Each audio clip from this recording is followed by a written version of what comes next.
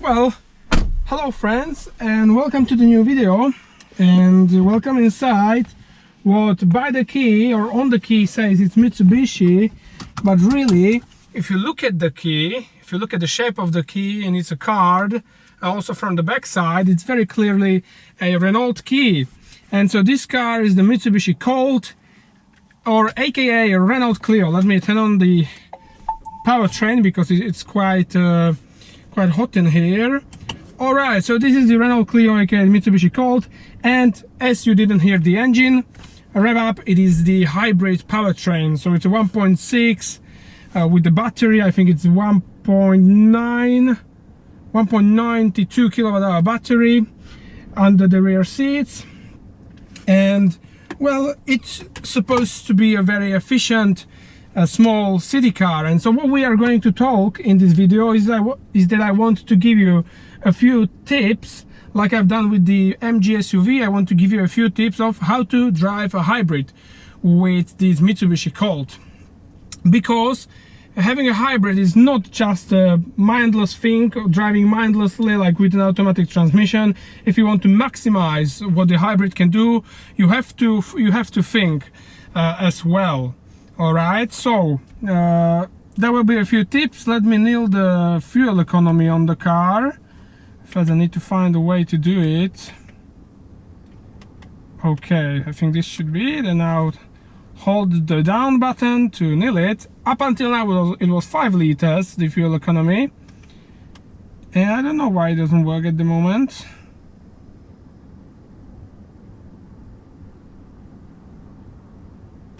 Interesting. Maybe here. Oh yes, now it's working.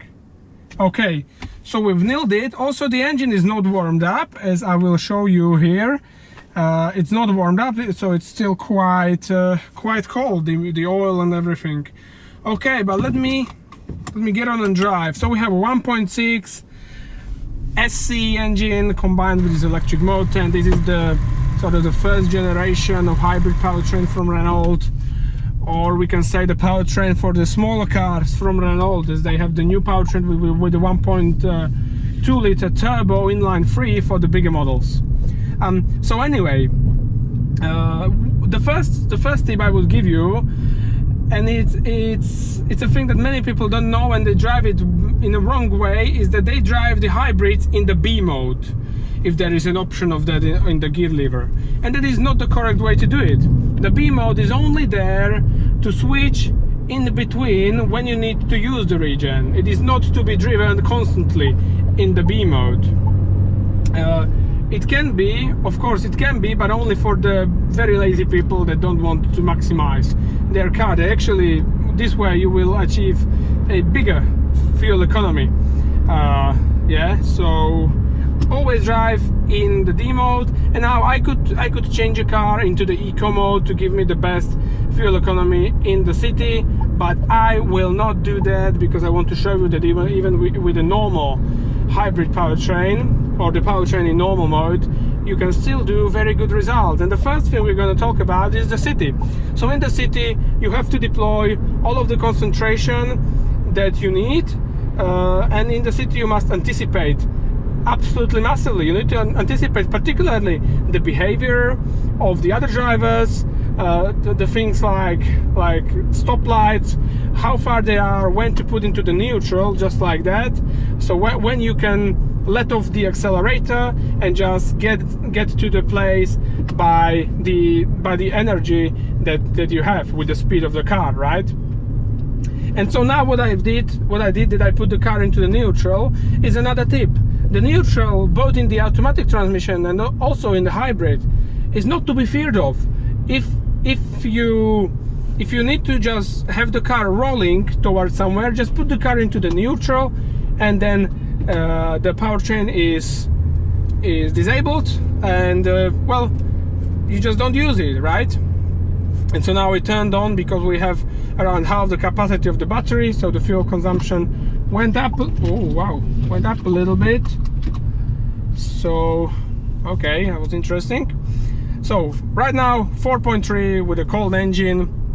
Let the gas turn on for a bit, and then and then turned off.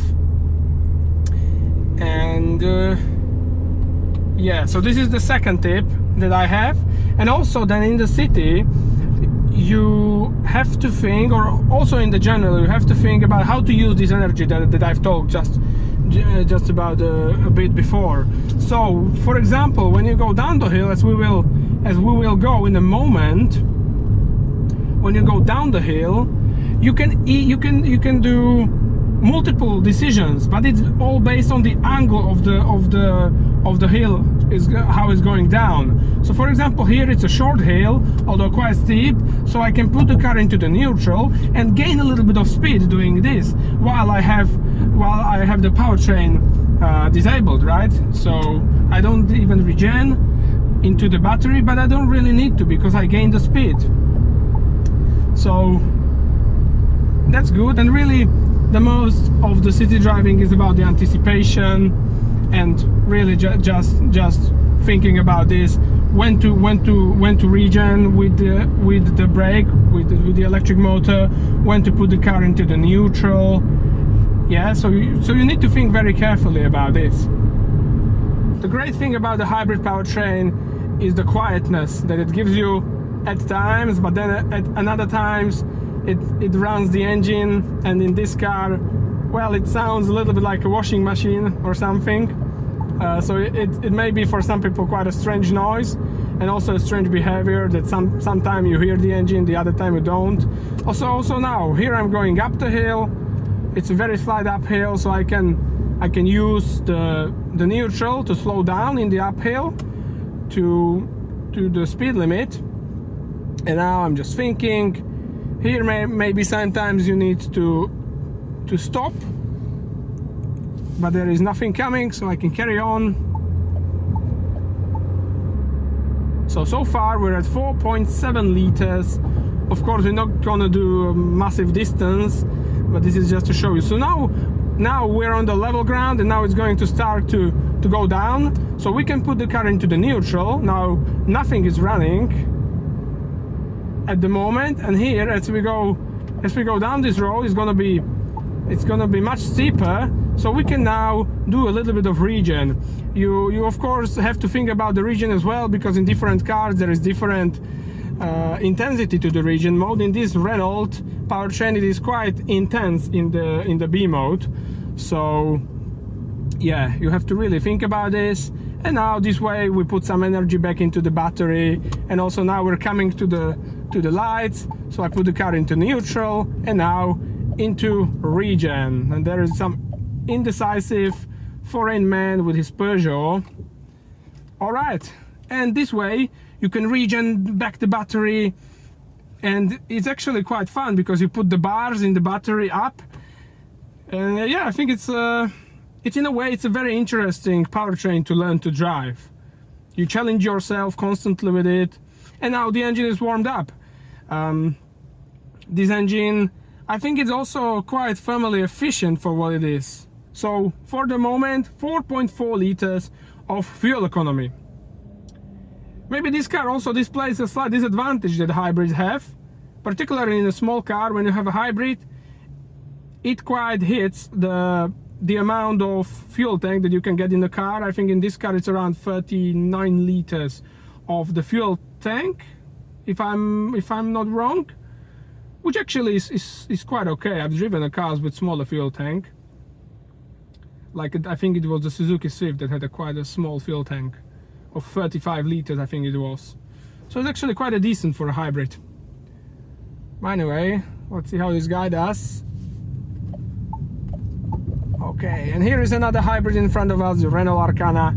I was able actually to drive that car on a press day for 3.1 liters. It was on the B roads, so it's slightly different conditions than in the city, but still it just showcases that this powertrain is really efficient. So now, yeah, this is the unlucky thing in the city.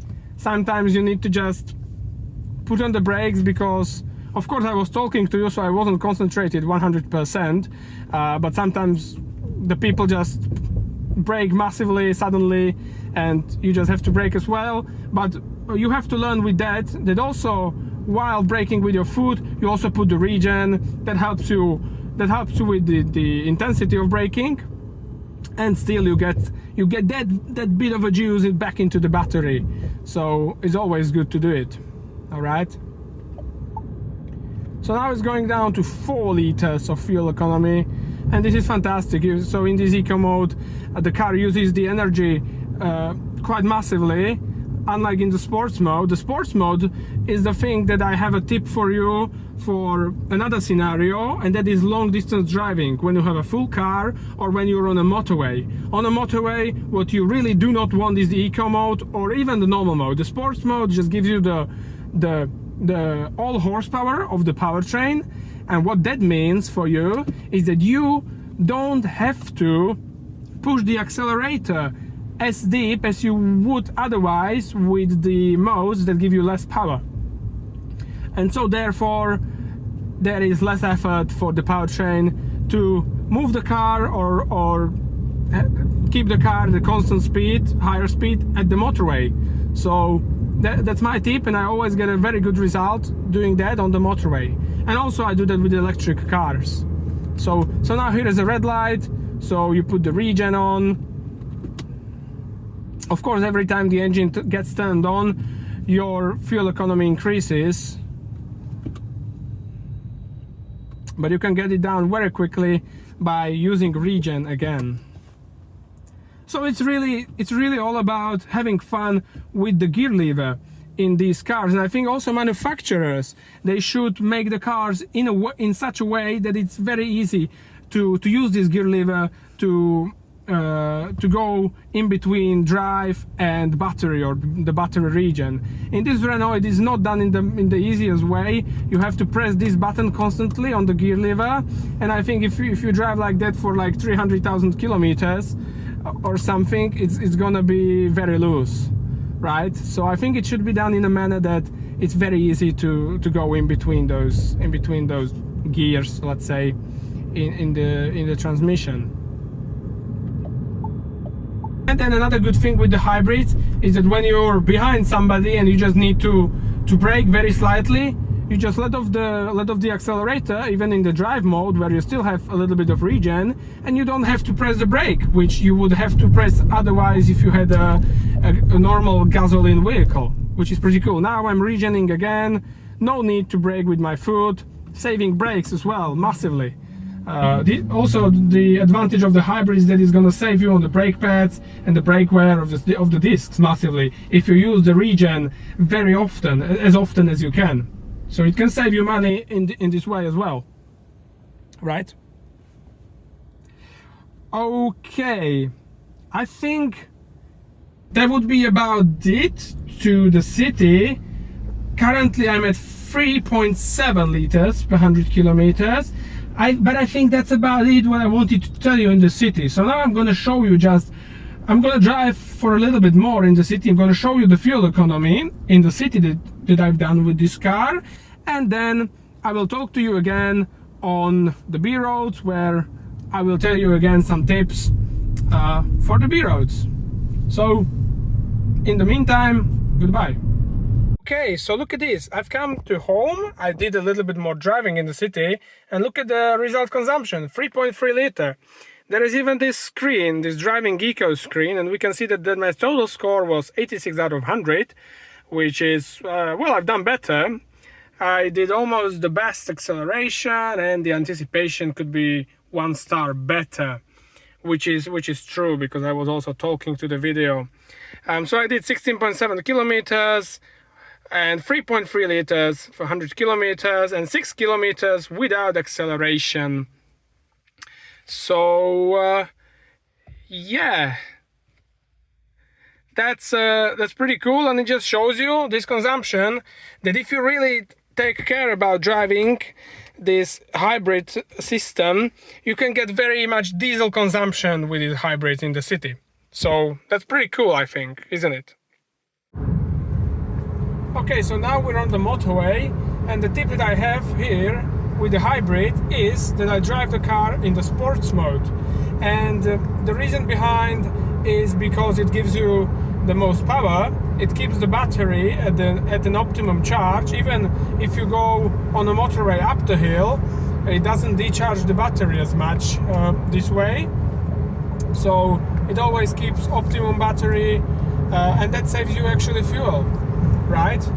It may seem that you have engine on all of the time, but really, if you think about it, when you have a loaded car, so you have full weight and there is a windy weather like it is now outside, having full power makes the car drive easier through the wind, easier through the weight that you have on board.